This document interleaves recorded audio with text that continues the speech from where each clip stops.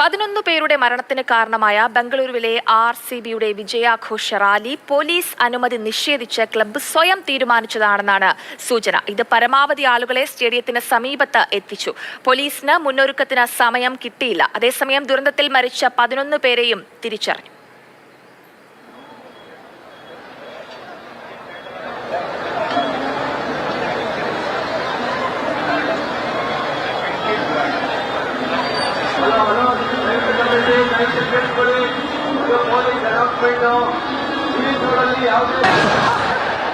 കൂടുതൽ വിവരങ്ങളുമായി K B Sreedharan ചേരുന്നുണ്ട്. ശ്രീധരൻ, ഇപ്പോൾ ചിത്രം കൂടുതൽ വ്യക്തമാവുകയാണ്. അതായത് ഈ ഒരു ദുരന്തം വരുത്തിവെച്ചതാണ് എന്നുള്ളത് വ്യക്തമാവുകയാണ്.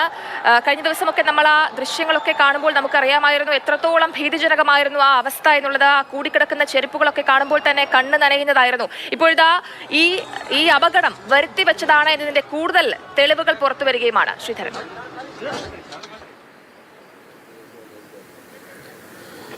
തീർച്ചയായിട്ടും. അതായത് ഈ സ്റ്റേഡിയത്തിൻ്റെ ശേഷിയിൽ പരിധിയിൽ അതിന് കൂടുതൽ ആളുകൾ വന്നു തന്നെയാണ് ഈ അപകടത്തിന് പ്രധാന കാരണമായത്. ഉപമുഖ്യമന്ത്രി DK ശിവകുമാർ തന്നെ അത് വ്യക്തമാക്കുന്നുമുണ്ട്.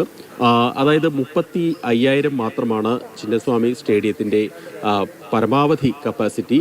3 ലക്ഷത്തോളം ആളുകളാണ് ഈ പരിപാടിക്ക് ഇവിടേക്ക് എത്തിയത്. അതിനും സ്റ്റേഡിയത്തിന് സമീപത്ത് മാത്രം ഏതാണ്ട് 1.5 ലക്ഷത്തോളം ആളുകൾ ഉണ്ടായിരുന്നു എന്നുള്ളതാണ് അനൗദ്യോഗിക കണക്ക്. ആ വലിയ തിക്കും തിരക്കും തന്നെയാണ് അപകടത്തിന് കാരണമായത്. ഏതായാലും ഇന്ന് മജിസ്ട്രേറ്റീരിയൽ അന്വേഷണത്തിന് ഉള്ള ഉത്തരവിട്ടിട്ടുണ്ട്. അത് രാവിലെ 10 മണിയോട് കൂടി തന്നെ ബന്ധപ്പെട്ട ഉദ്യോഗസ്ഥർ ഇവിടേക്ക് എത്തും എന്നാണ് മനസ്സിലാക്കുന്നത്. ഈ ദൃശ്യങ്ങൾ തന്നെ ഇന്നലത്തെ ദുരന്തത്തിന് അതിൻ്റെ വ്യാപ്തി തെളിയിക്കുന്നതാണ്.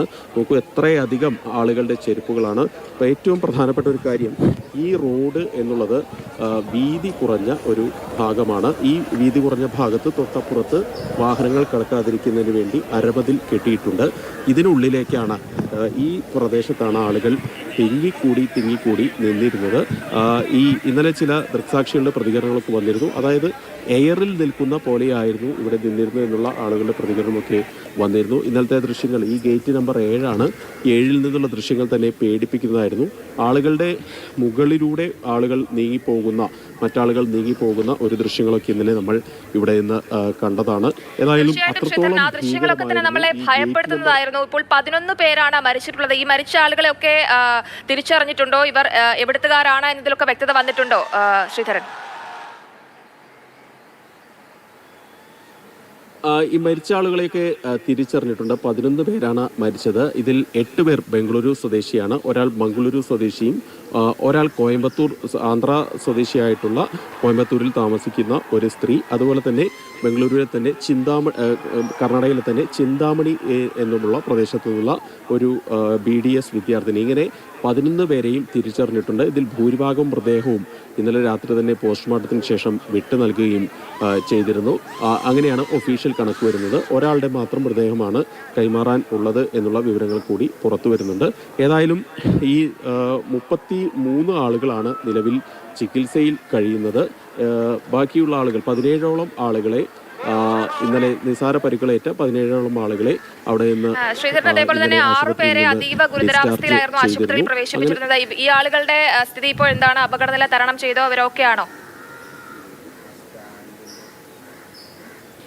ആശുപത്രിയിൽ കഴിയുന്ന ആളുകളെല്ലാം തന്നെ ഇപ്പോൾ അപകടനില തരണം ചെയ്തു എന്നുള്ളതാണ് ആശുപത്രി അധികൃതരും സർക്കാർ വൃത്തങ്ങളൊക്കെ നൽകുന്ന വിവരം.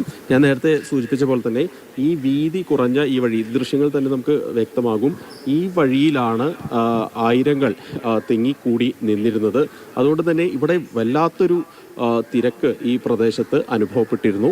ഇതെല്ലാം കൂടി തന്നെയാണ് വലിയ ദുരന്തത്തിലേക്ക് നയിച്ചത്. ഈ തൊട്ടപ്പുറത്ത് ഈ റോഡിൻ്റെ അതിര് കാണുന്ന ഈ പ്രദേശത്ത് ഷീറ്റ് കൊണ്ട് മറച്ചതാണ്. പല ഭാഗത്തും ഈ ഷീറ്റുകളൊക്കെ തള്ളി മറിച്ചിട്ട നിലയിൽ ഒക്കെ അപ്പുറത്തൊക്കെ കാണാൻ കഴിയുന്നുണ്ട്. അങ്ങനെ വലിയ ഒരു ദുരന്തം ഇവിടെ ഉണ്ടായിരുന്നു. 33 ആളുകൾ നിലവിൽ ചികിത്സയിൽ കഴിയുന്നുണ്ട്. ഇന്ന് മജിസ്ട്രേറ്റിയൽ തല അന്വേഷണം ആരംഭിക്കും. ഇന്നലെ സർക്കാർ തന്നെ ഈ വിഷയത്തിൽ പ്രഖ്യാപനം മുഖ്യമന്ത്രി തന്നെ നടത്തുകയും ഒക്കെ ചെയ്തിരുന്നു. നിലവിലേതായാലും ഈ ചികിത്സയിലുള്ള ആളുകളുടെ ആരോഗ്യസ്ഥിതിയിൽ ആശാവഹമായിട്ടുള്ള പുരോഗതി ഉണ്ട് എന്നുള്ള വിവരം തന്നെയാണ് ലഭിക്കുന്നത്.